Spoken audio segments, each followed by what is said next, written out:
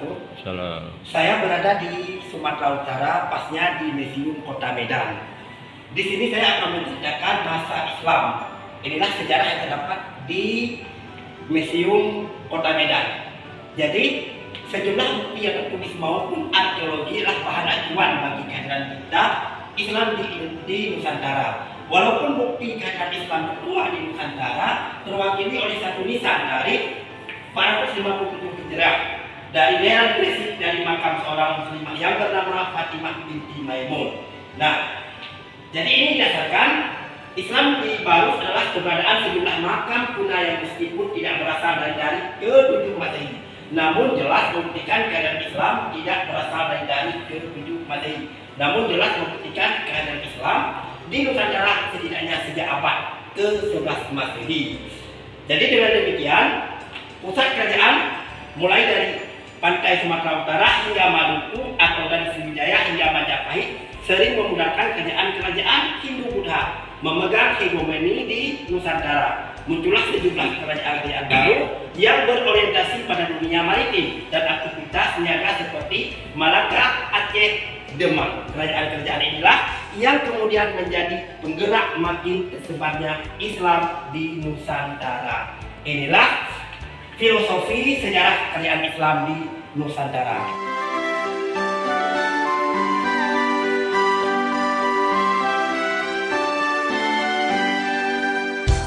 Saya akan menjelaskan kehidupan multilateral di masa kolonial. Inilah gambaran yang kita lihat patung-patung masa kolonial multikultural. Ini yang pertama yaitu merupakan ini bangsawan dari Eropa. Ini yang pakai baju putih. Nah, ini bangsawan dari Eropa. Kemudian ini bangsawan berasal dari suku Melayu. Ini seperti ini. Dan kemudian ini merupakan yang ketiga tentara Belanda ya, tentara Belanda. Dan yang keempat ini merupakan keamanan perkebunan di etnis Karo. Jadi ragam etnis di masa kolonial, industri perkebunan berkembang di Sumatera Utara khususnya di Kota Medan dan wilayah pesisir timur lainnya. Memang telah membawa dampak yang tidak sedikit, terutama dalam hal kependudukan wilayah yang tadinya didominasi oleh penduduk Melayu, mulai dari para pendatang dan luar. Nah, kemudian kita menuju ke belakang lagi, kemari.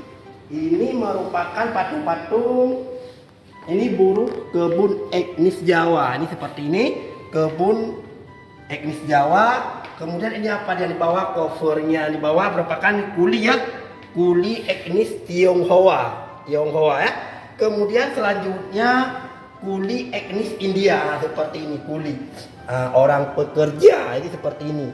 Dan yang terakhir merupakan pedagang etnis berasal dari Tionghoa.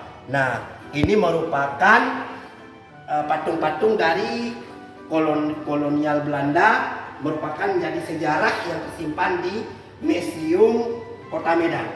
Nah, jadi jangan lupa perkenalkan pada cucu-cucu kita semua, kita jangan lupa belajar dengan sejarah. Jadi dengan mengenal sejarah kita dapat mengenal masa lalu, bagaimana peradaban, perkembangan kehidupan di masa lalu dengan masa sekarang. Jadi kita bisa membandingkan bagaimana zaman prasejarah berlangsung dan zaman sejarah yang kita rasakan pada saat ini. Jadi berbeda antara zaman sejarah dengan zaman prasejarah. Demikianlah penjelasan yang dapat disampaikan.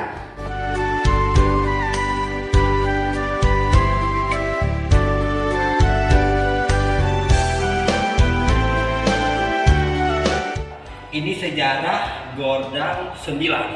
Ini dari yang terbesar sampai yang terkecil. Nah, sejarah Gordang 9 ini itu merupakan alat musik pukul dari Angkola ataupun Mandailing. Biasanya dipergunakan dalam upacara adat untuk menyambut tamu dan lainnya. Sesuai dengan namanya, yaitu Angkola ataupun Mandailing, yaitu Gordang 9 yang terdiri daripada 9 dan dimulai dari yang terbesar sampai yang terkecil. Nah, jadi gordang ini dipergunakan untuk menyambut tamu-tamu yaitu pada masa itu. Inilah yang namanya Gordang 9 yang terdapat di Museum Kota Medan. Nah, seperti ini yang kita lihat. Ini merupakan genderang 9. Jadi genderang 9 ini merupakan alat musik dari pak-pak yang terbuat dari kayu. Nah, dari kayu, kemudian seperangkat instrumen ini terdiri dari 9 gerdang. Nah, dari yang terkecil sampai yang terbesar. Inilah suatu alat musik yang dipergunakan untuk menyambut tamu pada masa itu.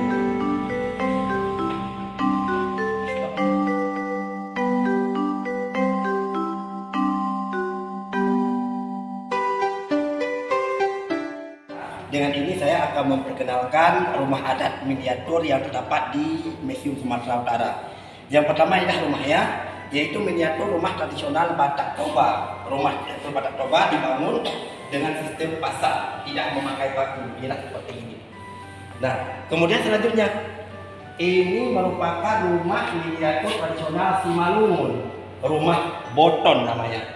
Jadi rumah boton yang merupakan salah satu rumah tradisional Simalungun yang masih tersisa bangunan berkolong, atas terbuat dari ijuk seperti yang kita lihat seperti ini. Nah, ini namanya rumah bolon. Nah, ini namanya rumah bolon. Kemudian selanjutnya kita perkenalkan lagi, yaitu rumah miniatur tradisional Mandailing, yaitu dengan bagas godang. Bagas godang merupakan berbentuk persegi seperti ini dengan 4 berhubungan tertutup. Rumah ini berkolong, namun di bawahnya ditutupi oleh dinding kayu. Inilah rumah bagas godang yang terdapat di Mandailing. Kemudian selanjutnya kita perkenalkan, ini lebih aneh lagi ini. Nah, ini rumah miniatur rumah adat pak-pak, yaitu rumah tradisional pak-pak yang berkolong dengan atas ijuk berbentuk melengkung. Rumah pak-pak ini terdiri dari banyak jenis, diantaranya rumah lojong seperti yang kita buat ini. Ini namanya rumah adat pak-pak ini. Bagus ya miniaturnya.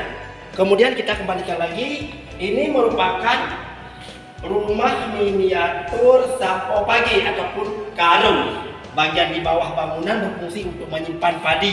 Nah, ini kita simpan padi, sedangkan bagian atas untuk tempat tidur anak-anak lajang ya. Nah, udah. Ini selanjutnya, ini lebih aneh lagi, ini terbuat dari apa ini kira-kira ini? Dari golipah kayaknya. Nah, ini merupakan miniatur rumah tradisional Nias Utara. Ini rumah Nias Utara. Rumah tradisional ini berbentuk bulat, atas berbentuk daun nipah. Nah, terbuat dari daun nipah. Inilah yang sudah saya perkenalkan, ke-6 rumah adat yang terdapat di Museum Sumatera Utara. Jadi inilah yang kita kenal sebagai sejarah-sejarah bagaimana bentuk rumah adat yang terdapat di Museum Sumatera Utara. Jadi sampai sini dulu. Saya akhiri. Assalamualaikum warahmatullahi wabarakatuh.